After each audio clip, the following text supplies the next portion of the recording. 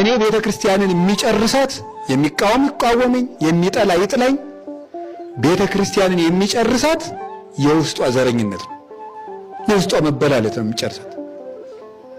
በፍጹም ክርስቲያን አምስቱ ነው አንድ ሲሆን ግርማ አለው። እኛ ሚሊየን ሆነን እንኳን ግርማ የለንም። ለምን? ያምለብቻው እንኳን ችግራችን መፍትሄያችን አባልቶ ሊጨርሰን ነው። በመፍትሄ ላይ እንኳን አንድ ልብ የለንም። ምንም እና መኳንንት ደጆችን ክፈቱ ያለው ልባችሁ አሁን እንኳን ቢሆን ይግባችሁ።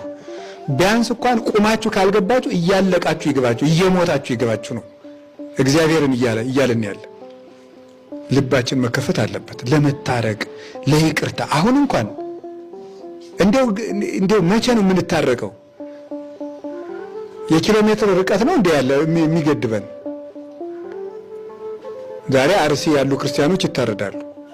ምናልባት እኛ መካከል አንዱ ስላልታረደ ነው። መቼ ነው የምንታረቅ? መቼ ነው የምንራራ? መቼ ነው የምንተዛዘን? መቼ ነው የምንደማመጥ? የወንድም ጌጡ የሚገባን መቼ ነው? የክርስቶስ ቤተክርስቲያን አንድነቷ የሚገባን መቼ ነው? ምንም። ኩሉ ይሄ ሊለትካዘርሱ ነው። እኔ ይሄ ነገር ቢለቀን ጥሩ ነው። መንኩሶ ያለቀቀ ዘረኝነት፣ ቄሱ ነው ያለቀቀ ዘረኝነት ሲኦል ሲገባ ሊለቀው ነው። ይሄ ነገር ነው ትልቁ በሽታችን። ደግሜ እነግራችኋለሁ፣ ይሄ ነገር ትልቁ በሽታችን ነው። አደራችሁን የእግዚአብሔር ቤተሰቦች፣ ዳግመኛ ወደዚህ መዘጋት ውስጥ እንዳንሄድ እግዚአብሔር ይጠብቀን። እኔ በጣም ትልቅ ደዌ ነው ይሄ ዘረኝነት፣ ትልቅ ደዌ ነው፣ ትልቅ ደዌ ነው። ጎጠኛ ሰው በእግዚአብሔር መንግስት ርስት የለውም።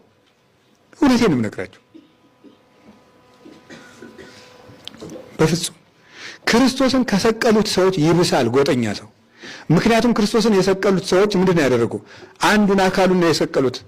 ዘረኛ ሰው ግን ቤተክርስቲያን የክርስቶስ አካል ሆና ሳለ ይከፋፍላታል። እነሱ አንድ ቀን ሰቅለውታል፣ እኛ በየቀኑ እንከፍለዋለን።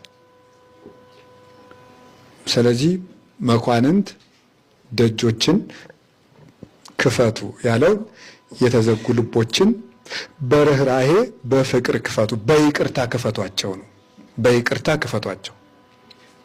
እኔ በእግዚአብሔር ስም የማስተላልፈው በጳጳሳት መካከል ጠብ ካለ፣ በሊቃውንት መካከል ጠብ ካለ፣ በካህናት መካከል ጠብ ካለ፣ በመነኮሳት መካከል ጠብ ካለ፣ በምዕመናን መካከል ጠብ ካለ የሰላም ጊዜ ካላስማማን ቢያንስ የመከራ ጊዜ ያስታርቀን።